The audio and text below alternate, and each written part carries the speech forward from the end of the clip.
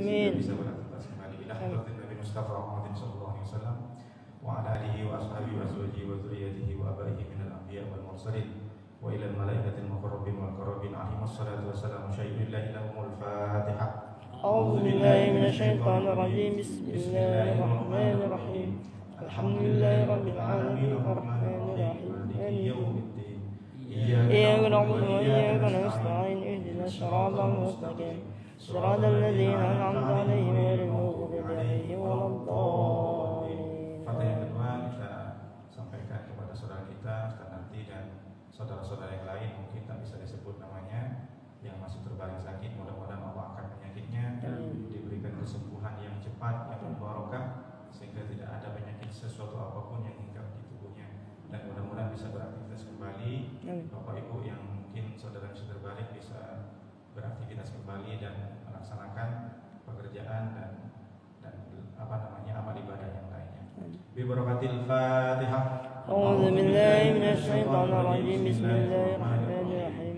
الحمد لله رب العالمين الرحمن الرحيم مالك يوم الدين إياك نعبد وإياك نستعين اهدنا الصراط المستقيم صراط الذين أنعمت عليهم غير المغضوب عليهم ولا الضالين. Bismillahirrahmanirrahim. Alhamdulillahirabbil alamin. Hamdan katsiran thayyiban mubarakan fih kama yuhibbu rabbuna wa yarda. Asyhadu an la ilaha illallah wahdahu la syarika lah wa asyhadu anna sayyidana wa nabiyana Muhammadan abduhu wa rasuluhu nabiyya ba'da. Allahumma shalli wa sallim wa barik ala sayyidina Muhammadin kama dzakarahu dzakiruna al-akhyar. Wa shalli wa sallim wa barik ala sayyidina Muhammadin makhtalaful lail wan nahar. Wa shalli wa sallim wa barik ala sayyidina wa habibina wa syafi'ina Muhammadin wa ala al-muhajirin wal ansar. Subhanaka la ilma lana illa ma 'allamtana innaka antal alimul hakim. Rabbi shrah li sadri wa yassir li amri wahlul 'uqdatam min lisani yafqahu qawli. Rabbana adkhilna mudkhala sidqin wa akhrijna mukhraja sidqin wa anzilna min ladunka sultanan nasira. Amma ba'du. Bapak Ibu, tokoh masyarakat, cerdik pandai, para pengurus Masjid Al-Iman dan hadirin yang mungkin tak bisa sebut semuanya, insyaallah yang hadir di kajian subuh pada minggu kali ini, Allah muliakan semuanya. Amin. Bersyukur kita kepada Allah SWT dengan mengucap alhamdulillah. Mudah-mudahan amal ibadah salat subuh yang kita laksanakan menjadi salah satunya mungkin dari sebagian amal yang kita lakukan mengantarkan kita kepada surga Allah. Amin. Berselawat kita kepada Rasulullah SAW dengan mengucap Allahumma sholli ala sayyidina Muhammad. Mudah-mudahan doa kita semua yang sudah kita panjatkan dan keinginan kita yang sudah kita sampaikan kepada Allah dengan bertawassul selawat kepada Rasulullah, Allah bantu karena dengan kemuliaan Nabi kita, Nabi besar Rasulullah SAW, dan kita mudah untuk mendapatkan syafaat serta berkumpul dengan Nabi di surganya Allah. Amin. Ya Rabbal Alamin. Bapak Ibu yang dimuliakan oleh Allah Subhanahu Wa Taala, pada kajian subuh kali ini saya akan menyampaikan satu hadis, tidak panjang, tapi kalau dibahas bisa sehari, Pak. Tapi saya akan sampaikan hadis ini datangnya dari Abdullah ibnu Mas'ud, Abdullah ibnu Umar. Saya bacakan hadisnya. Bismillahirrahmanirrahim. Ini berada di hadis yang ke-8 di hadis Arba'in. Kalau anak-anak yang sekolah madrasah tahu hadis Arba'in 40. Hadisnya 40 sahih semua, muttafaq alaih, tidak bisa diragukan lagi. Jelas, hukumnya jelas, yang disampaikan Rasulullah jelas, sanadnya pun jelas karena Bukhari dan Muslim sepakat dua-duanya. Bagaimana hadisnya? Bismillahirrahmanirrahim. An Ibnu Umar radhiyallahu anhuma qala anna Rasulullah sallallahu alaihi wasallam qala umirtu an uqatilan nas hatta yashhadu an la ilaha illallah wa asyhadu anna Muhammadar Rasulullah fa idza fa'alu dzalika asamu minni dima'ahum wa amwalahum illa bihaqqil Islam wa hisabuhum 'ala Allah ta'ala. Rawahu Bukhari wa Muslim. Hadis ini datangnya dari Ibnu Umar. Namanya aslinya Abdullah, berarti Ibnu Umar anaknya Sayyidina Umar radhiyallahu anhuma. Mudah-mudahan Allah memberikan ridho kepada keduanya, kepada Sayyidina Umar dan kepada anaknya. Jadi kalau sahabat sudah punya titel radhiyallahu, jelas surganya dijamin, karena yang memberikan julukan itu bukan Nabi, tapi Allah Subhanahu wa taala. Kenapa bisa diridho? Karena memang sahabat ini tidak hanya berperang untuk menegakkan agama Allah, bisa mendapatkan ridho dari Allah karena beliau ini meskipun sesibuk apapun perang, seperti contoh tahajudnya nggak pernah tertinggal. Kayak Abdurrahman bin Auf meskipun kaya, sibuk kesana kesini dagang, tapi yang namanya tahajud tidak pernah lewat. Selalu sampai pada wafatnya tetap tahajud, duha begitu. Puasanya juga hebat. Nah itu makanya kalau kita pengen dapat itu Allah, ya mungkin tirulah minimal 50% bisa ditiru. Bisa, insya Allah mampu. Baik, Abdullah bin Umar ini kenapa bisa meriwayatkan hadis? Karena hadisnya itu paling banyak di kitab-kitab Sita, Bukhari, Muslim, Ibnu Majah, Abi Daud, Tirmidzi, Nasai. Ini paling banyak Ibnu Umar, Abdullah bin Umar. Sampai-sampai Abdullah bin Umar ini dijulukan oleh Rasulullah SAW ada 4 al-ubadah al-arba'ah. Ada sahabat yang hebat namanya Abdullah semua. Yang pertama Abdullah bin Umar, Abdullah bin Abbas, Abdullah bin As, yang keempat Abdullah bin Zubair. Lalu kemudian Abdullah bin Umar ini masuk ke Islam aslama shaghira. Beliau itu masuk Islam waktu kecil karena memang ikut bapaknya. Waktu hijrah umur 10 tahun. Ketika meninggal Nabi, beliau tutup usia di 74 tahun. Itu 10 tahun dari Nabi meninggal, beliau umur 20 tahun. Berarti jangan dikira sahabat-sahabat Nabi ini tua-tua terus pakai tongkat, berjenggot, berjubah, tidak. Semuanya muda-muda semua. Ketika meriwayatkan hadis itu umur 20 tahun. Seperti contoh Abdullah bin Abbas, sepupunya sendiri, tapi memang kecil karena Abbas saudara dari Abdullah, bapaknya bungsu. Jadi anaknya kecil, sepupu Nabi juga, Abdullah bin Abbas namanya. Beliau Nabi ketika meninggal umur 19 tahun. Berarti mereka itu berjuang bersama Nabi itu muda-muda semua. Makanya Soekarno bilang, beri saya 10 pemuda, kugoncangkan dunia. Jadi kalau untuk Indonesia 1 pemuda saja. Jadi penting itu nanti kita bapak-bapak yang anaknya sudah beranjak dewasa, berikanlah pupuk pemahaman tentang agama. Sifat kemarinnya ditumbuhkan. Jadi Abdullah bin Umar ini orangnya tegap, tinggi. Jadi like father like son. Jadi sama dengan Umar. Sayyidina Umar kan tinggi juga. Kalau Sayyidina Umar ini kan mantan bulan. Di pasar-pasar dia menang terus, juara bertahan. Makanya ketika numbuk si Fatimah adiknya itu yang karena baca surat At-Toha langsung berdarah. Orangnya tegap, Sayyidina Umar tegap ini juga. Beliau itu kenapa bisa keluar masuk di rumahnya Nabi? Ini jadi pertanyaan. Karena selain memang Sayyidina Umar itu mertua Nabi, kakak beliau itu yang perempuan Siti Hafsah itu kan istri Nabi. Jadi beliau sudah biasa keluar masuk di rumah Nabi dari kecil, dari mulai umur 10 tahun. Jadi sering kumpul dengan Nabi. Makanya hadisnya itu bisa sampai 2360. Itu sahih semua. Kenapa? Karena dari Ibnu Umar, Abdullah bin Anas bin Umar ini hadis-hadisnya seperti rukun Islam. Buniyal Islam ala khamsin. Islam itu dibangun atas 5 perkara. Itu keluar pertama kali rukun Islam yang menceritakan hadisnya adalah Abdullah bin Umar. Termasuk hadis yang kali ini adalah judulnya kalau kita bahas diambil kesimpulan prinsip dalam perang atau mengajak orang untuk bersyahadat. Jadi hadis-hadisnya itu lebih kepada akidah yang dipegang oleh orang Islam. Lalu pernah satu ketika Siti Aisyah itu mengatakan kepada Abdullah bin Umar, Abdullah bin Umar, saya mendengar kata Siti Aisyah, berarti ibu tirinya, ibu. Apa katanya kata Nabi? Man aktsara tatabbu'an Abdullah bin Umar ila Nabi SAW. Paling banyak ikut jejaknya Nabi Muhammad itu adalah kamu. Kenapa bisa begitu? Karena Ibnu Umar ini ketika sudah meninggal Nabi, dia itu selalu sholat di satu pohon pokok kayu. Ketika ditanya sahabat lain, kenapa kamu sholat di situ? Nabi pernah sholat di sini. Jadi saya ingin merasakan bagaimana Nabi sholat di sini. Jadi sampai besar di sini terus kayu.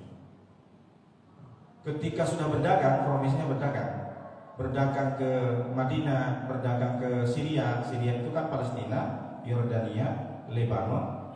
Terus kemudian satu lagi Syria, Lebanon, Palestina, Yordania. Jadi 4 negara. Sekarang sudah jadi 4 presiden. Dulu satu gubernur, Syam, negara Syam. Sekarang sudah jadi 4 presiden, 4 negara. Ketika berdagang, pulang dari berdagang, tidak lupa dia mampir di makam Rasulullah dengan mengucapkan di depan makam Rasul, Assalamualaikum ya Habibullah, Assalamualaikum ya khataman nabiyyin, assalamualaikum ya khair khalqillah. Kemudian lanjut ke Sayyidina Abu Bakar, assalamualaikum ya Abu Bakrin. Kemudian lanjut kepada nengok makamnya bapaknya sendiri, assalamualaikum ya Abad ya Umar bin Khattab. Nah, ini salah satu dalil kenapa kita itu juga jangan dibilang sesat kalau ada orang berziarah ke makam. Yang penting nyampe ke makam. Keramat Kiai Sayyidina Khalil, Allah Sayyidina Khalil, saya mau minta petuah dari kamu, salah. Kita datang ziarah, mendoakan dan bertawassul, mudah-mudahan dengan kita berziarah kepada makam-makam kiai atau makam ibu kita sendiri, doanya bisa terkabulkan oleh Allah. Jangan minta ke kuburan yang salah. Ini salah satu. Jadi tidak pernah Nabi memang menyuruh suruh ziarah ke makam, tapi sahabat melakukan. Sampai sekarang makam Nabi pun banyak dikunjungi. Nah, itu salah satu bentuk dalil bahwa ziarah ke makam tidak masalah. Yang penting jangan salah kaprah. Nyampe ke makam jangan minta ke makam, tetap minta ke Allah. Makanya ada dianjurkan kalau di kampung saya, Bang Mati tahu. Jadi setiap Lebaran itu, di Idul Fitri dan Idul Adha, itu macam tempat wisata itu di makam. Karena memang budaya orang Madura itu datang untuk membersihkan semuanya. Lalu bahkan kalau sekarang jadi foto-foto juga di makam. Itu sebenarnya tak boleh juga. Jadi ini Sayyidina Abdullah bin Umar ini tak pernah tertinggal ketika sudah pergi, pasti datang assalamualaikum. Lewat di Madinah, lewat di makam Rasulullah, pasti dia mengucapkan salam, baca Fatihah, lalu kemudian berzikir. Ini kalau ada Nabi, ya pasti bid'ah karena bukan Nabi nggak mengerjakan. Tapi sahabat, apakah Sayyidina Umar, Abdullah bin Umar melakukan ini termasuk neraka? Karena Nabi tidak menyuruh, yang enggak juga. Baik, Abdullah bin Umar ini pernah dikatakan oleh kakaknya Hafsah, istri Nabi. Jadi pernah satu ketika duduk, Abdullah bin Umar dikatakan, "Ya Abdullah, Nabi pernah berkata kepada saya, ni'mal abdu Abdullah, walau yakumul lail." Sesungguhnya paling baiknya Abdullah yang aku kenal, kata Nabi, itu Abdullah bin Khattab. Kamu, cucunya Khattab. Kok bisa begitu? Ya tunggu dulu, kata si Hafsah. Gimana kak ceritanya? Tapi kalau kamu tuh sholat tahajud setiap malam, baru kamu, kata Nabi, kamulah paling baiknya Abdullah. Oh begitu. Sejak dari situ Abdullah bin Umar tak pernah putus tahajudnya sampai meninggal di usia 74 tahun. Jadi dari saking dipegang teguhnya ucapan Nabi. Nah, hadis ini datang dari beliau, berarti beliau ini mendengar langsung berdua dengan Nabi. Artinya mungkin boleh jadi saya tidak paham cerita kisahnya itu, boleh jadi dia duduk dengan Nabi kemudian Nabi berkata. Bagaimana hadisnya? Perhatikan. Ini sedap omongannya. Kata Nabi bersabda atau berbicara kepada Abdullah bin Umar. Abdullah bin Umar, umirtu an uqatilan nas hatta yashhadu an la ilaha illallah wa asyhadu anna Muhammadar Rasulullah. Aku diperintah oleh Allah an uqatilan nas. Uqatil bisa membunuh, bisa perang. Dalam tasrif itu makanya pentingnya kalau orang belajar bahasa Arab harus paham tasrif. Ada qatala, ada qatala. Kalau qatala enggak pakai alif. Kalau qatala pakai alif, sama dengan fa'ala dengan fa'ala. Itu berbeda, tambah alif berbeda. Kalau qatala membunuh, kalau qatala memerang atau memerangi. Nah, kalimat yang disampaikan oleh Rasulullah bukan umirtu an aqtulah, bukan, tetapi umirtu an uqatil. Jadi bukan membunuh. Dulu saya waktu ngaji dikira membunuh. Saya diperintah membunuh orang sampai dia benar-benar bersyahadat kepada Allah, bersaksi bahwa Allah adalah Tuhannya, bersaksi adalah Muhammad adalah utusan Allah. Jadi kalau ada orang tak bersyahadat dibunuh. Wah, ini kan ngeri sedap. Apakah Islam seperti itu? Jadi artinya itu an-uqatilah, yang dimaksud adalah memerangi. Karena kita bisa lihat 13 tahun Nabi SAW kenabiannya berada di Mekah, tidak pernah ada Nabi nyuruh, ini pisau, ini pedang, bunuh semua orang, kecuali dia baca syahadat. Tidak ada. Wa ma arsalnaka rahmatan lil alamin. Nabi itu diutus karena rahmatil alamin. Buktinya apa? Sampai sekarang di Mesir gereja banyak, di Yordania, di Gereja Sam, Palestina, Lebanon banyak. Bahkan Nabi ketika sudah hijrah ke Madinah, tak ada Nabi langsung, kan paling banyak di Madinah ini kaum Yahudi. Yahudi ini kan asalnya memang dari Madinah, orang Arab juga. Yahudi ini keturunan dari siapa? Dari Nabi Ibrahim itu ada keturunan Siti Sarah, punya anak Ishak. Yakub, Yusuf. Yusuf punya saudara Yahuza. Nah, Yahuza ini keturunan Yahudi. Kalau Yusuf sampai silsilahnya kepada Nabi Musa, Nabi Isa, baru Israel. Jadi Yahudi ini keturunan Yakub, keturunan Ishak, keturunan Nabi Ibrahim. Jadi satu darah dengan Nabi. Sementara Nabi itu keturunan dari Siti Hajar yang punya anak Ismail. Baru terus dikabul generasi jadilah Nabi. Ada yang hafal silsilah Nabi Muhammad SAW sampai ke Nabi Ibrahim? Nabi Muhammad SAW bin Abdullah, bin Abdul Muttalib, bin Hashim, bin Abdi Manaf, bin Qusay, bin Murrah, bin Kilab, bin Ghalib, bin Fihr, bin Malik, bin Nadhar, bin Kinanah, bin Husaimah, bin Mutrika, bin Ilyas, bin Nawar, bin Nizar, bin Ma'ad, bin Adnan, bin Addi, bin Adri, bin Muqawwam, bin Narih, bin Nahur, bin Ya'rub, bin Yasjuk, bin Nabit, bin Ismail, bin Ibrahim alaihissalam. 30 generasi. Hari ini ada yang hafal? Coba dihafal. Masa kita asyhadu anna Muhammad Rasulullah bertahun-tahun tak hafal silsilah Nabi, minimal sampai ke Adnan saja. Karena kata sahabat itu setelah Adnan itu berbeda-beda. Jadi dari Adnan sampai ke 20 generasi, setelah itu berbeda-beda namanya, bermacam-macam. Tapi yang saya hafalkan itu yang sahih dari pondok. Jadi 30 generasi. Jadi Yahudi ini semacam iri gitu. Kalaulah Nabi terakhir itu dari keturunan Ishak, Yusuf dan Yahuza, dari Yahuza, maka aku bisa beriman kepada Muhammad. Tapi kan Muhammad keturunan Siti Hajar, bahkan di kalangan umat Kristen sampai sekarang itu kan Hajar ini kan istilah, mohon maaf ya, bahasa kasarnya kan beliau udah, cuma kan Siti Sarah yang mengantarkan ke Ibrahim, biar kamu itu sarapan gak punya anak, ini saya ikhlaskan.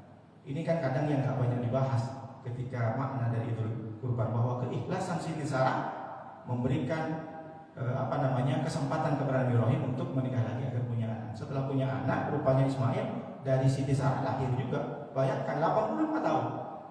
Jadi 85 tahun punya anak Ismail, baru hampir 90 baru anak punya Ishak. Jadi istilahnya kalau bahasa Madura itu pancingan gitu ya. Jadi kalau mungkin bisa diikutin juga, kalau dengan istri yang pertama tak punya anak, mungkin bisa dicari istri kedua. Kalau ikhlas dari istri. Mudah-mudahan tidak. Baik. Jadi Yahudi ini semacam iri, hasad, dengki gitu. Makanya suatu ketika Abu Thalib berdagang, Rasulullah masih umur 12 tahun. Jadi berangkat ke negeri Syam, Yordania, Palestina, kemudian satu lagi Syria. Berangkat di pinggir jalan, lalu kemudian, makanya sekarang tahu kan pohon yang sahabi itu yang masih hidup itu, yang pernah menaungi Nabi. Ada mungkin di media sosial. Jadi ketika berjalan sebelum sampai ke negeri Syam itu, ke pusat perdagangan, ada pendeta Bakhira itu melihat dari kejauhan. Dia tak pernah keluar dari gereja. Bahkan disebut oleh orang pendeta Bakhira ini adalah the holy man, orang suci, karena tak pernah nengok dunia, tak pernah nengok orang, hanya beribadah saja di gereja itu. Jadi agamanya agama Nabi Isa, tapi masih belum diselewengkan. Jadi tetap Allah, Nabi Isa adalah Nabi, bukan Tuhan, bukan anak Tuhan, pendeta itu. Akhirnya karena nengok dari jauh, beda dia nengoknya. Ini kok sesuai ini anak ini. Jadi ada sinar dari badan Nabi Muhammad, kemudian pohon itu selalu menaungi dan mendung itu selalu ngikutin Nabi, tak ngikutin Nabi Thalib. Maka dari saking, jadi nengok dari jendela gereja itu, wah ini bukan orang benar. Ini kalau dinengok dari kitab saya, Injil, ini Nabi. Anak ini baru keluar pendeta Bakhira. Akhirnya di stop sini, kisana. Iya, ini apanya kamu? Ini anak saya. Oh bohong kamu. Kalau ini anaknya orang yang sudah meninggal ketika dia masih di kandungan. Jadi ini kalau melihat dari buku saya yang baca, ini adalah Nabi. Kamu bohong. Kamu anak ini bukan anak. Akhirnya mengaku betul, dia memang bukan anakku. Jadi kamu jangan lanjutin perjalanannya, karena di sana ada menunggu banyak orang Yahudi yang iri dengan dia. Karena orang Yahudi itu menyangka karena bukan Nabi terakhir itu dari keturunan Yahuza, keturunan Ishak, Yakub, dia akan dibunuh. Kamu pulang. Jadi berat Abu Thalib mau pulang karena dia mau berdagang. Aduh, ini gak dapat untung, macam mana saya mau berdagang. Akhirnya karena kecintaannya kepada Nabi Muhammad SAW, pulang lagi. Nah ini salah satu contoh Abu Thalib yang orang Islam berdamai dengan Nabi sampai meninggal. Ini contoh, kalaulah memang Islam itu mengajarkan yang tidak sepaham bunuh, yang tidak sepaham itu perang, maka tidak ada cerita Abu Thalib itu bisa hidup sampai berdampingan dengan Rasulullah. Makanya dari saking baiknya Abu Thalib kepada Rasulullah, ketika sebelum meninggal Abu Thalib bersyair. Bagaimana syairnya? Laqad alimtu anna dina Muhammadin khairu adyanil bariyah, laulal malama wa udhunul masyaqqah lawajadtani samhan lidzalika dinhi mubina. Kata Abu Thalib sebelum meninggal, sungguh aku tahu anna dina Muhammadin, bahwa agama Muhammad itu adalah khairu adyanil bariyah, paling baiknya agama yang dimiliki oleh manusia pada saat ini dan selamanya. Laulal malama, kalaulah bukan karena aku takut dicaci maki, disumpah serapah, dibenci, dibuli, dihina oleh orang-orangku, wa udhunul masyaqqah, dan sakit kupingku mendengar, lawajadtani samhan lidzalika dinhi mubina, maka engkau semua saudaraku akan menemukanku menjadi orang yang samhan, yang ikhlas menerima agama Muhammad, mubina, secara jelas dan nyata. Ini jelas. Jadi Abu Thalib itu tidak mau masuk ke agamanya Nabi Muhammad karena takut dicaci maki. Dan ini juga ada di lingkungan kita sekitar. Ada orang-orang yang memang baik kepada Islam, tapi untuk masuk Islam tidak mau. Banyak. Mungkin di perpolitikan kemarin Indonesia kan banyak orang-orang non Muslim, tapi berjuang untuk juga sama-sama di 212 bisa kita lihat. Saya tidak melihat dari perspektif politiknya, tidak, tapi itulah sekilas contoh. Makanya ada penulis-penulis dari Eropa itu, seperti contoh Martin Link bisa masuk Islam, kemudian ada juga René Genoa, kemudian ada Victor McMurdo yang mengarang atau yang menerjemahkan Al-Quran ke bahasa Inggris. Nama aslinya Marmaduke Fitzhugh, dirubah namanya menjadi Muhammad Marmaduke Fitzhugh, Victor Marmaduke. René Genoa dirubah namanya menjadi Tuhan. Tapi ada juga penulis-penulis Eropa yang memang mendukung dan setuju, senang dengan penulisan dengan buku-buku Islam, tapi tidak mau Islam. Seperti contoh Philip Kaheti. Lalu kemudian ada Anne-Marie Schimmel. Dia membuat buku sejarah, judulnya tentang sejarah Tuhan, dan menempatkan Tuhan Allah itu nomor satu dengan membuat lambangnya bintang dan bulan. Ketika ditanya sama jurnalis reporter, kamu senang sama Islam? Senyum aja. Kenapa kamu selalu di setiap pertemuan konferensi persnya kamu selalu uji Islam? Senyum aja. Apakah kamu tertarik dengan Islam? Senyum aja, nggak jawab. Jadi sampai matinya tidak masuk Islam. Ada juga yang paling fenomenal, yang suka baca buku pasti tahu, Michael H. Hart. Tahu Michael H. Hart? Membuat atau menulis buku 100 Ranking of the Most Influential Person in History. Judulnya adalah 100 tokoh dunia yang berpengaruh, dan menempatkan Nabi Muhammad SAW, Allahumma shalli ala Muhammad, nomor satu. Padahal orangnya asli tok-tok non Muslim, Nasrani, Kristen. Dia menempatkan Nabi Muhammad nomor satu di situ di bukunya. Terbit tahun 1978. Kontroversial, banyak dikritik, bahkan ada yang diteror rumahnya. Bayangkan coba, dia sendiri agamanya Nasrani, tapi menulis buku bahwa tokoh yang berpengaruh sedunia dari zaman dahulu sampai sekarang itu Muhammad. Luar biasa kan? Nah itu kan pasti orang-orang yang bahkan dia dikucilkan, dikeluarkan dari daftar di gereja, Michael H. Hart. Tapi tidak masalah. Cuma dia tetap aja tidak masuk ke Islam. Padahal dia sudah ada hidayah, cuma karena itu tadi sama dengan Abu Thalib. Jadi orang-orang ini geng-geng Abu Thalib. Jadi dia itu suka kepada Islam, sudah tahu dengan Islam, tahu bahwa itu Tuhan Allah, tapi tidak mau, enggan untuk masukkan, takut dicaci maki, takut dibully. Nah ada juga memang orang di zaman Rasulullah yang memang berani, meskipun tak masuk Islam secara kafah, cuma mengakui tapi tidak melaksanakan ibadah. Ada juga namanya Waraqah bin Nawfal, kerabat daripada Khadijah. Makanya Khadijah ketika Nabi mendapat wahyu, nanya sama Waraqah, Waraqah, apa agaknya yang terjadi pada suami Muhammad? Kenapa emangnya? Dia itu menggigil subuh-subuh. Saya nggak tahu. Oh, itu apa yang sudah terjadi kepada Musa dan Isa. Nanti suamimu itu akan jadi nabi, dan pasti saya katakan demi Allah, suamimu akan diusir dari Mekah nanti. Lihat.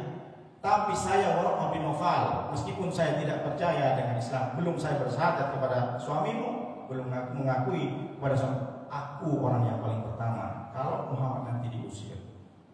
Rupanya setelah Nabi hijrah, Waraqah sudah meninggal duluan, tapi niatnya sudah sampai. Sama dengan Abu Thalib, niatnya sudah sampai. Ada juga memang di keluarga Nabi dia itu non Muslim Arab tidak masuk tidak beriman kepada Nabi Muhammad SAW dan Nabi, tapi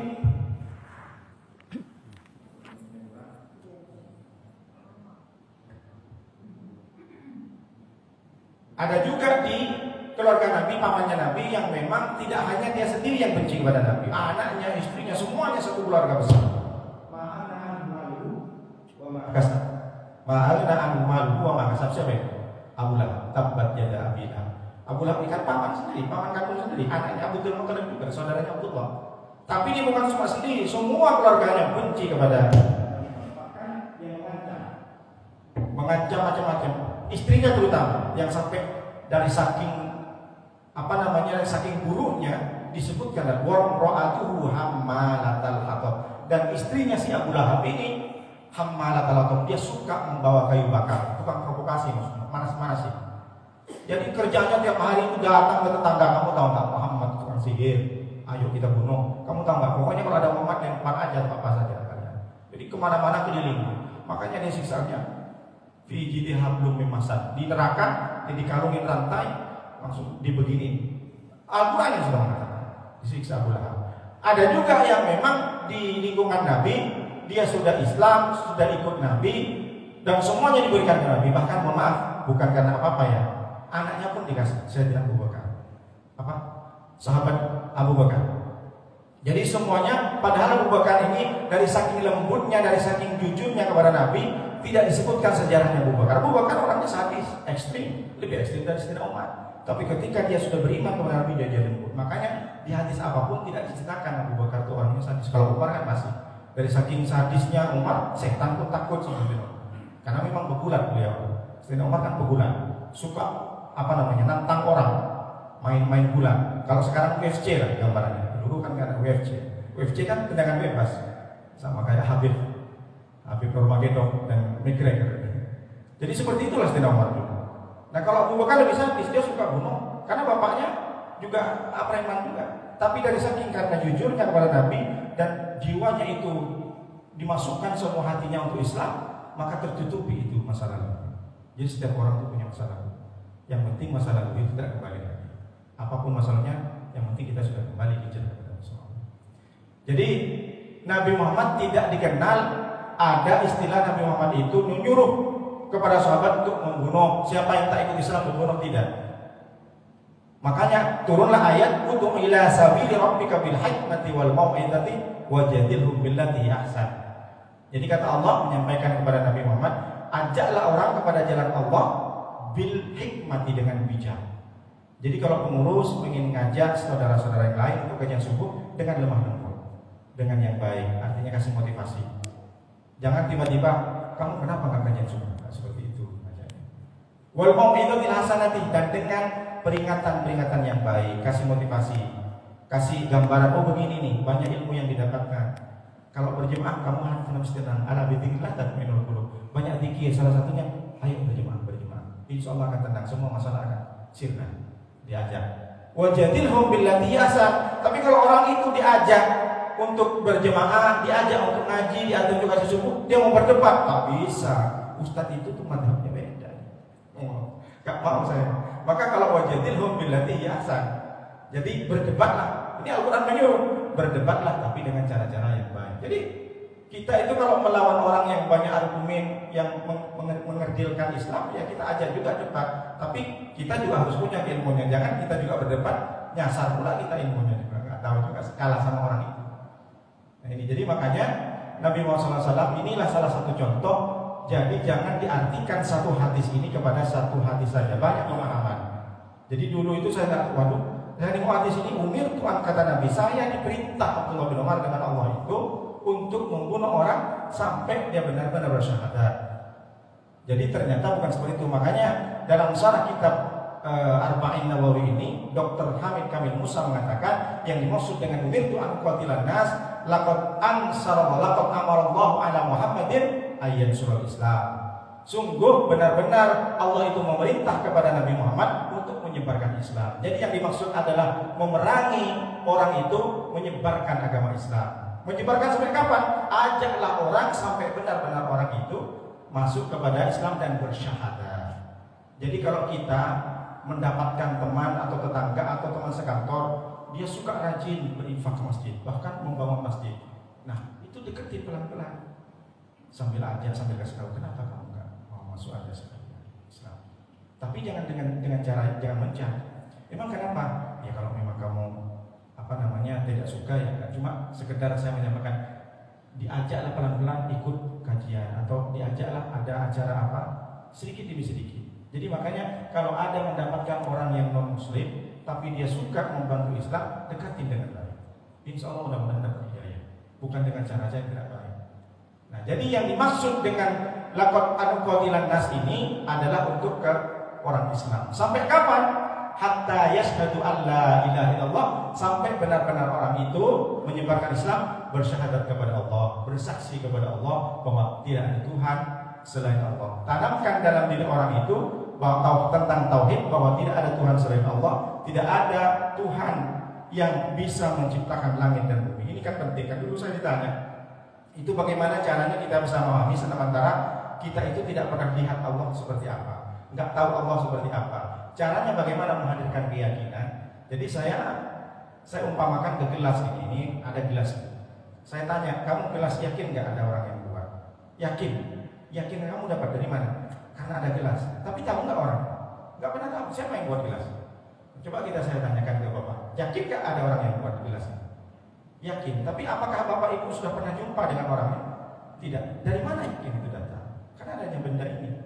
Sama dengan kita, yakin nggak matahari dan bumi itu ada yang menjalankan? Siapa kalau bukan Allah? Kita nggak pernah ketemu. Satu sudah dapat, jadi tak usah terlalu lama kalau menanamkan tauhid itu kepada Allah. Lalu kemudian, apakah gelas ini dengan orang yang buat sama? Kita yakin lagi yang kedua, tidak mungkin sama. Kok bisa tahu? Memang kamu pernah nampak orangnya? Enggak pernah juga nampak, tapi kok bisa yakin? Datang dari mana yakin? Kan logika yang berkata. Nah, kalau dalam ilmu tauhid logika dengan keyakinan kita kepada Allah. Berarti gelas sampai kapanpun dengan orang yang buat gelas tidak sama. Maka kita bisa gambarkan manusia mau dicari dengan alat sabun tidak sama dengan Allah. Yang diciptakan dengan yang menciptakan tidak akan pernah sama sampai kiamat. Itu rumus itu. Masjid dibuat oleh pengurus, sama nggak modelnya pengurus dengan masjid? Nggak sama. Jadi sesuatu yang dibuat dengan yang membuat itu tidak sama. Makanya ada sifat Allah mukhalafatul hawadisi. Jadi kalau ada orang yang bertuhankan kepada manusia juga, mohon maaf, masa manusia juga dianggap Tuhan atau anak Tuhan dan sebagainya? Salah. Jadi perlu pentingnya kita memberikan pemahaman kepada orang. Coba kamu pikir, Islam ini kan jelas benar ini. Jadi kita bertuhankan kepada yang memang yang betul-betul menciptakan langit, yang mengurusi bayi di dalam perut, yang menjaga kesehatan kita. Nah, itu kan perlu kita sampaikan. Jadi hatta yashhadu an la ilaha illallah, makanya dengan syahadat ini kalau kita tanamkan dalam hati kita, bahkan ya syahadat itu dikumandangkan setiap hari 5 kali sehari. Itu apa? Untuk menandakan bahwa kita masih beriman. Makanya dia fresh. Padahal kita sudah tahu asyhadu an la ilaha illallah, tiada Tuhan selain Allah, saya bersaksi. Wa asyhadu anna Muhammadar Rasulullah dikumandangkan 5 kali sehari ke kuping kita. Apakah kita tidak tahu? Kita tahu. Tapi Allah dengan cara lewat muadzin itu menyampaikan kepada kita, ingat bahwa Tuhanmu adalah Allah. Jangan sampai kau sombong. Dari saking banyaknya harta yang kau miliki, lupa kepada Allah. Ini harta saya miliki karena saya betul-betul kerja keras. Saya badan sehat karena saya minum madu setiap hari. Lupa Allah. Kamu agaknya, Bang, kok bisa sehat Bang? Oh, saya selain madu, obat ini. Itulah yang membuat saya bugar. Memang tak masalah, sampaikan seperti itu, dengan izin Allah aku minum madu ini, begitu. Jadi itu untuk refresh. Makanya ada 5 kali sehari asyhadu an la ilaha, untuk menghadirkan agar kita bisa tahu, menanamkan dan berkata subhanallah amma yusyrikun, subhanallah amma yusyrikun. Maha suci Allah. Ketika kita mendengar subhanallah, maha suci Allah, kita mengakui Allah yang paling suci, bahwa itu secara tidak langsung kalau kita hadirkan dalam hati, kita itu masih kotor. Kita itu adalah manusia yang hina di hadapan Allah. Ketika kita melafazkan Allahu Akbar, maka tidak ada yang besar kecuali Allah, kita hina. Makanya Sayyidina Abu Bakar itu ketika sholat Allahu Akbar aja sudah menangis. Allahu Akbar, sudah menangis Abu Bakar. Kenapa menangis? Karena dia memaknai, lisannya mengucapkan Allahu Akbar, hatinya memaknai bahwa Allah adalah yang maha besar, yang lain di dunia ini adalah kecil. Artinya apa? Sayyidina Abu Bakar nangis karena dia takut dan khawatir ketika sholat dia masih membawa rasa kebesarannya sendiri. Mungkin di luar sholat Abu Bakar merasa lebih besar dari orang. Mungkin di sekitar kita ada direktur, ada manajer merasa lebih hebat daripada karyawannya. Mungkin ada tetangga yang merasa lebih hebat, lebih baik daripada tetangga yang lain. Mungkin ada orang yang merasa, ulama, ustaz merasa lebih banyak beribadah dengan jemaahnya. Maka ketika kita Allahu Akbar, itu hal wajar sebenarnya. Tapi ketika Allahu Akbar, maka buang rasa itu bahwa yang besar adalah Allah. Makanya nangis Abu Bakar. Dia khawatir ketika Allahu Akbar, saya kemarin merasa lebih baik daripada orang gila yang duduk. Kita tidak tahu. Mungkin orang gila itu sebelum meninggal dia bertobat kepada Allah, dia sadar. Atau ada ketika orang mabuk, kita melihat, dia mabuk-mabuk, dia nggak pernah sholat, nggak pernah lima. Terus kita mencibir, nggak bagus tuh, lebih bagus aku. Dalam hatinya bukan diucapkan. Kita nggak tahu sebelum meninggal dia mengaji Al-Quran di Al-Quran, lalu kemudian meninggal masuk surga, dihapus sama dosanya. Jadi jangan pernah kita mengunderestimate, merendah orang lain. Makanya Sayyidina Abu Bakar menangis. Sama dengan Sayyidina Ali ketika mendengar adzan dia sudah menangis, jangankan sampai ke masjid. Nah sementara kita tidak hanya bertakbir, tapi sholat beribu kali, beratus-ratus kali sholat. Coba kita bayangkan, kalau kita sekarang umur 45 tahun, dan kalau kita ambil umurnya itu yang balik itu 15 tahun, berarti kan sisa 30 tahun. Artinya kapan kamu mulai sholat? Mulai dari 15 tahun. Berarti kalau sekarang ada yang umurnya 45 tahun, dia sholat 30 tahun. Maka kalau kita kalikan sholat 5 kali sehari, dikalikan setahun saja, sekitar 362, ada sekitar 1810 kali kita sholat dalam satu tahun. Lalu dikalikan 30 tahun, bagi yang umur yang 45 tahun, ini hitungan singkat saja. 1800 kali sholat dalam setahun dikali 30 kali, maka ada sekitar 54.300 sholat. Pertanyaannya apa? Dari 54.300 kali, maka ada sekian 362.000 rukuk dan sujud yang kita laksanakan dalam hidup kita. Pertanyaan terbesarnya, dari sekian ratusan ribu rukuk dan sujud yang kita lakukan sampai detik ini, apa kita paham dengan bacaan? Apa kita tidak paham? Subhan rabbil a'la wa bihamdi, subhan rabbil azim. Kenapa sujud bentuknya seperti itu? Kenapa rukuk harus begini? Kenapa kita bacaannya sami Allahu liman hamidah? Pernahkah kita merasakan apa itu artinya? Sementara orang yang kerja di tempat kerja karena ada kenaikan pangkat, ini ada seminar seminggu, kamu ikut seminar. Kemana? Ke Eropa, ke Singapura. Berani dia bayar berapapun, yang penting naik gaji.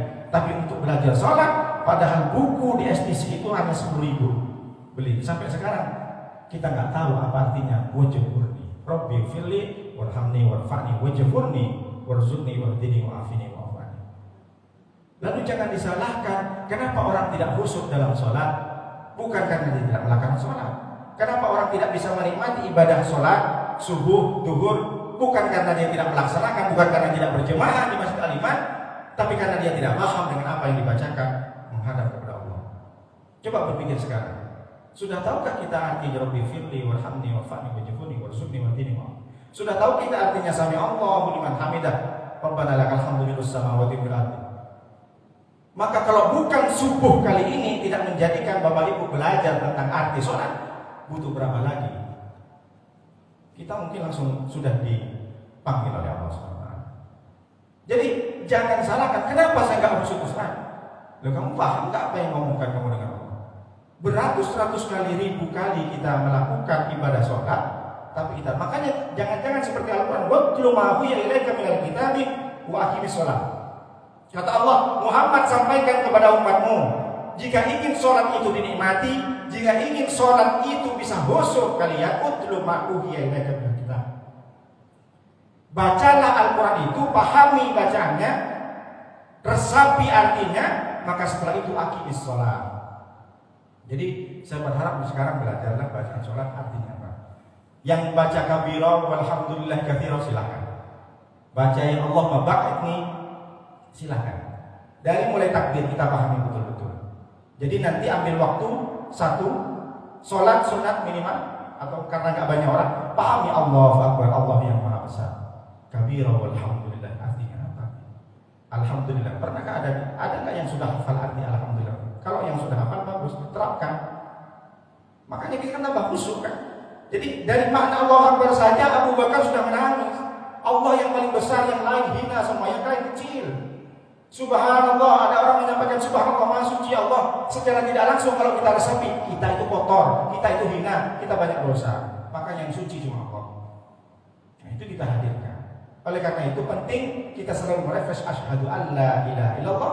Apa maknanya? Saya bersaksi kepada Tuhan. Jangan hanya oh ya saya tahu itu syahadat itu. Tidak ada Tuhan selain Allah, tahu saya itu. Tapi prakteknya tidak masuk ke dalam hati. Wa asyhadu anna Muhammad Rasulullah. Kata Rasulullah, aku diperintah untuk menyebarkan Islam, tidak hanya satu syahadat, dua paket syahadatnya, syahadat dua. Dan mengakui Muhammad adalah utusan. Kenapa mesti Muhammad? Karena Nabi Isa saja sudah menyampaikan dalam Injil, ya'ti min ba'di ismuhu Ahmad. Datang nanti setelah Nabi terakhir, setelah aku itu namanya Ahmad.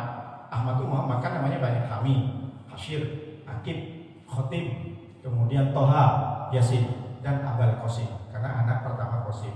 Jadi kalau kita punya anak pertama Muhammad, maka kita bisa dipanggil Abu Muhammad. Akan banyak sekarang itu orang hijrah namanya dengan anak pertama. Anak pertama namanya Jamilah, Abu Jamilah. Padahal namanya yang bapaknya Tommy Kurniawan. Tapi karena pengen tawasul kepada sahabat, dikasih nama Abu Jamilah dan Abu Ahmad dan lainnya. Nah, kenapa maksudnya? Karena orang Yahudi dan Nasrani seperti pendeta Behawan itu sudah tahu dari kecil. Sudah tahu ciri-ciri Nabi Muhammad. Makanya turun ayat alladzina atainumul kitaba ya'rifunahu kama ya'rifuna abana'ahum wa inna fariqam minhum la yaktumuna al-haqqa wa hum ya'lamun. Kata Allah, telah datang kepada mereka sebelum Muhammad kitab Taurat dan Injil ya'rifunahu, di mana orang-orang kaum sebelum Muhammad itu, sebelum Nabi Muhammad jadi nabi, mereka itu sudah tahu dengan kedatangan Nabi akhir itu Muhammad. Kama ya'rifuna abana'ahum. Seandainya mereka melihat langsung, dia seakan-akan melihat Muhammad seperti anak kandung sendiri. Ini luar biasa ayatnya. Al-Baqarah 146. Maksudnya apa? Orang tua sendiri, bapak-bapak nengok anaknya kadang tak mirip, curiga, bisa jadi istrinya selingkuh. Nah, ini anakku tak mirip sama saya. Sementara orang Yahudi dan orang Nasrani melihat Nabi Muhammad itu seperti melihat anak kandung sendiri. Jelas. Wa inna fariqam minhum la yaktumunal haqqa wa hum ya'lamun. Tetapi sebagian dari mereka la yaktumunal haqqa, menyembunyikan kebenaran itu. Wa hum ya'lamun, padahal mereka tahu. Jadi gengsi mereka. Jadi di Injil itu sebenarnya dan di Taurat sudah jelas Nabi terakhir itu Muhammad. Cuma mereka gengsi mengakui. Hasad, iri dengki, karena itu tadi bukan keturunan dari Yahuza katanya, bukan keturunan dari Yusuf, bukan dari Israel, tapi dari Ismail, dari istri Hajar, dari istri yang lain. Tak terima. Makanya ada dulu ketika Nabi datang ke Madinah, Yahudi namanya Husain. Dia itu masuk Islam tanpa didakwah oleh Nabi, tanpa mendengar suara Nabi, hanya melihat saja Nabi. Tengok gerak-geriknya, tengok rambutnya, tengok gaya bicaranya, postur tubuhnya. Ini betul Nabi, sebagaimana yang kita aku baca, kata Husain. Maka ketika setelah masuk Islam, dia namanya berubah, Abdullah bin Salam. Ditanya sama kawan-kawan Yahudi lain, benar nggak kamu itu? Yakin kamu itu Nabi? Yakin. Bal asyad, malah lebih yakin. Makanya turun ayat seperti itu. Jadi mereka itu orang Yahudi sampai sekarang. Orang Nasrani Yahudi sebenarnya tahu kalau Muhammad itu adalah Nabi terakhir. Jadi kalau sudah ada Nabi terakhir, jangankan kita, Nabi saja beriman kepada Nabi Muhammad, ngikut. Nabi Ibrahim dan Musa seperti yang sudah sampaikan kemarin, ketika ada di Isra Mi'raj itu di Masjid Al-Aqsa, udah Muhammad kamu jadi imam karena kamu Nabi kita. Jangankan kita yang umatnya, orang Nabi-Nabi terdahulu semuanya tunduk kepada Nabi Muhammad SAW. Jadi penting kita refresh lagi, kita mengakui bersyahadat. Tapi kita orang Batam, orang Kepulauan Riau tidak pernah iri kan? Kenapa enggak Nabi terakhir itu dari orang Indonesia? Gak pernah ibadah kita gak pernah ketemu. Tapi dengan iman yang kita miliki, dengan hidayah, dengan keberuntungan, kebahagiaan, bahkan sampai hari ini kita cinta dengan Nabi SAW. Pernah nonton film Nabi Muhammad? Ada sejarah Nabi Muhammad mulai dari meninggal ibunya. Kalau saya nonton dari awal tuh nangis. Saya baca ada, makanya saya simpan CD-nya. Saya kadang kalau sudah kangen saya putar. Ketika bagaimana pengalaman Nabi Muhammad itu dari kecil meninggal ibunya sampai tak sadarkan diri sehari semalam. Nabi Muhammad ketika ibunya tahu meninggal. Setelah itu diasuh oleh Abdul Muthalib, tak tahunya kakeknya meninggal. Setelah itu diasuh oleh Abu Thalib, meninggal. Sampai menderita kan Nabi Muhammad SAW dari kecil. Sudah tidak ada orang tua. Dari situ perjalanannya kita bisa menginspirasi. Oleh karena itu, pentinglah kita mengakui Nabi Muhammad ini sebagai utusan Allah. Itu yang dimaksud menerima dengan ikhlas sebagai Nabi, meskipun bukan dari kalangan kita, bukan orang Asia, bukan orang Jawa, bukan orang Sumatera, tapi dia orang Arab jauh ribuan kilometer. Kita beriman kepada beliau. Itu sudah menandakan bahwa kita adalah orang yang paling beruntung. Karena Nabi itu tidak hasad seperti orang-orang Yahudi yang sudah iri kepada Nabi Muhammad SAW. Makanya hadisnya setelah itu, hatta yashhadu an la ilaha illallah wa asyhadu anna Muhammadar Rasulullah fa idza fa'alu dzalika, kata Nabi. Ketika orang ini sudah mengerjakan yang tiga ini, syahadat dia sudah baca, kemudian wa yuqimus shalah, setelah syahadat melaksanakan sholat, wa yu'tuz zakat, dan mengeluarkan zakat. Jadi ketika sudah mengerjakan tiga ini, kata Nabi SAW, asomu minni dima'ahum wa amwalahum, maka orang tersebut sudah memelihara dirinya untuk tidak ditumpahkan darahnya dan hartanya tidak boleh diambil. Jadi setelah syahadat diucapkan, lalu melaksanakan sholat. Lalu yang ketiga yaitu wayutuz zakat, memberikan zakat. Kenapa puasa tidak disebutkan? Kenapa haji tidak disebutkan dalam hadis ini? Nah, ini penting. Kalau orang tidak memahami, berarti rukun Islam ada tiga. Ini yang dimaksud dengan ulama adalah juz'u alal kulli. Ini mewakili dari ibadah-ibadah yang lain. Seperti syahadatain, mewakili ibadah hati. Ibadah hati itu apa? Sabar, menerima, bersyukur, itu ikhlas, ridho, itu ibadah hati, diwakili dengan kalimat syahadatain. Karena bersaksi. Kita kan lahir di dunia ini kan karena bapak kita Islam. Pernah nggak kita menyatakan saya bersaksi? Tidak kan? Baca saja syahadat. Nah, itu namanya ibadah hati, mewakili dari ibadah hati yang lain. Lalu yang kemudian yang kedua, wa yuqimus shalah, melaksanakan sholat, ada geraknya. Beda dengan puasa. Kalau puasa kan cuma mencegah saja, mencegah makan dan minum, dan itu pun dilaksanakan setahun sekali. Tapi kalau sholat harus 5 kali sehari kita dipaksa. Dipaksa dalam Islam maksudnya bukan paksaan untuk melaksanakan sholat, tapi sekali kita menyatakan syahadat, maka mau tidak mau kita sholat. Sama lah dengan kita punya anak, sebelumnya pagi-pagi dia itu tidur saja, tapi karena dia masuk TNI, masuk polisi, dia harus berlari. Kalau nggak lari nafasnya enggak. Ketika kita sudah bersyahadat kepada Allah, mau tidak mau harus sholat. Oh, saya kan tohirnya saja Ustaz, tak nampak sholat, tapi hati ini selalu sama Allah, nggak bisa begitu. Ada orang tidak berjilbab, kok nggak berjilbab deh? Ini kan cuma luarnya saja, dalamnya saya berjilbab kepada Allah, yakin kepada Allah. Datanglah orang gila, kenapa nggak pakai celana? Ini kan luarnya saja, Ustaz, dalamnya saya nggak telanjang katanya. Kena juga, nggak bisa begitu. Fana ala dhahir wa istaqim. Jadi kalau selama kita mengaku manusia, kita harus wajib melaksanakan sholat. Ada konsekuensi di situ. Kalau kita nggak sholat, sama dengan itu tadi masuk polisi yang awalnya anak pengurus di Masjid Al-Iman, anak tetangga di warga Medan ini pagi-pagi biasanya tak lari, tapi karena dia masuk tes TNI Polri, dia rajin lari. Jam 12 pulang. Siapa yang maksa? Karena tuntutan. Sama dengan kita. Ketika kita mulut kita menyatakan asyhadu an la ilaha illallah wa asyhadu maka yuqimus shalah. Tidak boleh ditawar lagi. Harus melaksanakan sholat. Jadi sholat itu mewakili dari ibadah perbuatan. Yang pertama syahadatain mewakili ibadah hati.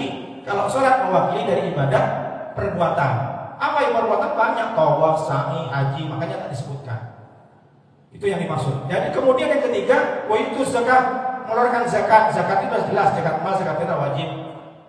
Lalu mewakili dengan amalan yang lain harta. Jadi ini ibadah harta. Yang pertama ibadah hati, ibadah perbuatan. yang ketiga adalah ibadah harta. Mewakili dari infak. Infak itu apa dengan harta? Ya ayyuhalladzina amanu anfiqu min thayyibati kasabtum wa mimma akhrajna lakum minal ardi wa la tayammamul khabitha minhu tunfiquna wa lastum bi akhidhi illa an tu'minu fihi wallahu ya'lamu wa lamu anna Allaha ghaniyyun hamid. Kata Allah, wahai orang-orang beriman, berinfaklah dari harta yang kalian menurut kalian itu baik dari hasil kerja kerasnya. Jangan berinfak harta yang sudah walastum bi akhidhi. Kita aja nggak mau memakai. Ini baju ini udah nggak dipakai lagi. Aku aja udah malas nggak pakai. Udahlah kasih ke orang. Al-Quran padahal sudah mengajarkan kalau berinfak itu barang yang dicintai lantaran lebih hatta ma tunfikun. Wala tayammamul khabitha minhu tunfikun lastum bi illa antum bihi. Bahkan kita nikmat barang itu yang silakan mata kita memicinkan kata Allah antum bihi. Lalu yang dianggap kita tidak layak dikasih ke orang. Sebenarnya berinfak itu yang layak sebenarnya. Yang paling suka kalau ingin mendapatkan kemuliaan dari Allah Subhanahu wa taala. Kan bisa berinfak, bersedekah. Sedekah itu anytime, anywhere, anything. Tiga ini kalau bahasa Indonesia. Anytime, setiap waktu, anywhere, kapan saja, anything, apa saja. Kalau sedekah apa saja tak berupa harta. Jadi kalau tak bisa ngasih semen, nggak bisa kerikil, tak bisa ngasih sejadah, tak bisa ngasih AC, apa? Ngaduk semen gotong royong. Sedekah juga. Kalau tak bisa ngaduk semen gotong royong, datang aja dulu. Pak, gotong royong senyum aja. Tapi tengok dulu kondisi. Nanti dilempar bola sama Tuhan. Ini orang setiap hari gotong royong cuma senyum datang. Jadi kalau tak bisa, maksudnya keadaan sehat, tapi datang ke masjid cuma senyum, duduk-duduk, minum, habis itu pulang. Tapi badan sehat. Tapi tak masalah kalau niatnya bagus, dapat semua ke akhir kau sudah bagus. Senyum saja kepada orang itu sedekah. Kullu sulama minan nasi alaihi shadaqatun. Setiap persentian manusia itu ada sedekahnya. Kullu yaumin tatlu'u fi syamsu, dan setiap persendian itu yang disinarkan matahari ada sedekahnya. Ta'iqu ta'dilu baina snaini, dan memberikan pengadilan atau menjadi media antara orang yang bertikai sedekah. Wa tumitul adha an tariqi, menyingkirkan batu di jalan sedekah. Wa tu'inur rajula ila dabati fatahmiluhu, orang membantu orang menaikkan ke motornya karena motornya rusak didorong sedekah. Semuanya sedekah. Wal kalimat thayyibah sedekah. Semuanya dia sedekah. Ibu-ibu yang memanjakan suaminya, masakin rumahnya sedekah. Ibu-ibu yang bersih-bersih kasurnya sedekah. Jangan dianggap bukan ibadah. Ibadah semuanya kalau sudah tahu. Kita senyum saja sama orang, senyum. Ini gara-gara satu kesalahan, hujan sekali, hilanglah kemarau setahun. Gara-gara pernah tersinggung di masjid satu kata, jangankan menyapa, lewat depan rumahnya nggak mau nengok. Dia pernah sakit. Kenapa? Kenapa? Apa salahnya? Satu aja, apa? Gak terakhir makan waktu di warung. Oh, jadi gara-gara itu ini gak sampai mati. Tak boleh. Makanya hadis ini ditutup karena sudah waktunya lewat. Hadis ini ditutup hisabuhum Allah. Masalah hisab itu urusan hati batin, urusan Allah. Jadi ketika kita lihat orang sudah sholat, sudah bersahadat, sudah berpuasa, sudah memberikan sedekah, tak perlu kita harus mengurusi hati orang lain. Dia sudah saudara kita. Makanya kata Nabi, "Asumu minni dimahum amwalu." Tak boleh, haram hukumnya kalau kalian mengganggu. Kalau kalian suka dengan motornya, beli. Kalau jangan dicuri. Kalau kalian suka dengan kaplingnya, jangan dicuri sertifikatnya, beli. Jadi kalau orang sudah sholat, orang sudah syahadat, orang sudah bayar zakat, maka kita perlu harus ngurusin hatinya. Urusan hati itu adalah urusan Allah. Tak boleh suudon kita. Makanya turunlah ayat, ya ayyuhalladzina amanu ijtanibu katsiran minadh dhanni inna ba'dadh dhanni ismun la tajassasu wa la yatabaqtukum ba'dha. Ayat itu ahadukum ayyukul lami maitan fakrihtumuh. Sesungguhnya kata Allah, hai orang beriman, jauhilah prasangka itu. Baik itu buruk atau baik. Kalaupun memang prasangka kalian benar adanya, itu juga dosa. Apalah kita benar. Kenapa? Karena itu adalah termasuk dosa. Wa la yatabaqtukum ba'dha. Jangan sampai kalian menggunjingi, menggibah satu di antara yang lainnya, karena itu sebagaimana diibaratkan oleh Allah seperti kalian memakan daging temannya, daging saudaranya yang sudah meninggal. Jadi dianggap kanibal juga. Kalau kita ngomongin orang, meskipun itu bukan jeleknya, ngomongin aja, omongan itu terdengar orang itu marah, itu akan dosa juga. Itu sama kata Allah. Ini Allah bukan Nabi. Kata Allah sama dengan kamu ketika kamu ngomongin orang itu, makan daging orang itu pas meninggal dia, sudah dimakan dagingnya, mati fakaritumu, pasti kamu jijik. Jadi perumpamaan. Jadi kalau kita menggibah orang, mengunjungi orang, sama dengan kita memakan bangkainya teman sendiri. Jadi mati terus kita makan. Makanya nanti kalau ada orang meninggal, udhkuru mahasina mautikum, jangan gitu ngomongin. Kamu tahu nggak, datang ke rumahnya, ngomong sama istrinya, tahu nggak Pak Bulan itu tadi meninggal matanya berotot, keluar darah. Iya, dia banyak hutang, dia nggak bayar. Tak boleh. Udkuru mahasina mautakum, sebutlah yang sudah mati itu dengan yang baik-baik. Tak boleh. Jadi itu tadi soal tadi, jangan gara-gara tersinggung sekali, nah terus diingat semuanya. Dia pernah menyinggung saya, jadi nggak mau. Lebaran 2 kali nggak mau minta maaf. Jangankan minta maaf, lewat depan rumahnya nggak boleh. Tidak boleh. Jadi makanya hisabuhum ala Allah, kata Nabi, semua urusan hati adalah urusan Allah. Kita tak perlu panah merantau bertawasari. Urusan zahir itu urusan kita misalnya. Kalau sudah sholat, pernah zakat, udah tak usah ngurusin lagi. Itu urusan. Mudah-mudahan kita semuanya diberikan oleh Allah dengan ibadah yang kita lakukan, mau ibadah hati, kemudian ibadah perbuatan dan ibadah harta diterima oleh Allah dan diridhoi oleh Allah. Demikian yang saya sampaikan. Mohon maaf karena terlalu lama. Saya kalau sudah menjelaskan keluar kemana. Terima kasih, mohon maaf atas segala kekurangan. Mudah-mudahan kita diridhoi oleh Allah dengan kajian subuh ini mengantarkan kita masuk surga. Amin ya rabbal alamin. Bismillahirrahmanirrahim. Alhamdulillahirabbil alamin. Wassalatu wassalamu ala asrofil anbiya'i wal mursalin wa ala alihi washabihi ajmain. Hamdan syakirin, hamdan na'iman, hamdan yuwafi ni'amaka mazidan. Ya rabbana lakal hamdu kama yanbaghi li jalali wa'zimi sultanik. Allahumma aslih lana dinana alladhi huwa ismatu amrina wa aslih lana dunyana allati fiha ma'asina wa aslih lana akhiratana allati fiha matina wa ajil hayata ziyadatan lana min kulli khairin waj'al al-mauta rahatan min kulli syarrin. Allahumma rabbana atina fid dunya hasanah wa fil akhirati hasanah wa qina adzaban nar. Rabbana taqabbal minna innaka antas samiul alim wa tub 'alaina innaka tawwabur rahim. Subhanaka rabbika rabbil izzati amma yasifun wa salamun alal mursalin walhamdulillahi rabbil alamin. Demikian, terima kasih. Assalamualaikum warahmatullahi wabarakatuh. Waalaikumsalam. Alhamdulillahirrahmanirrahim. Demikian tadi kajian subuh yang telah disampaikan oleh Ustaz. Semoga bermanfaat kita semua dan semoga dicatat sebagai amal ibadah bagi kita yang telah menyampaikannya. Mari kita tutup dengan doa kifaratul majlis. Subhanakallahumma wa bihamdika asyhadu an la ilaha illa anta astaghfiruka wa atubu ilaik. Assalamualaikum warahmatullahi wabarakatuh. Setelah ini dipersilakan kepada jamaah untuk bersantai di teras. Kita melewati selapan bersama Pak Ustaz.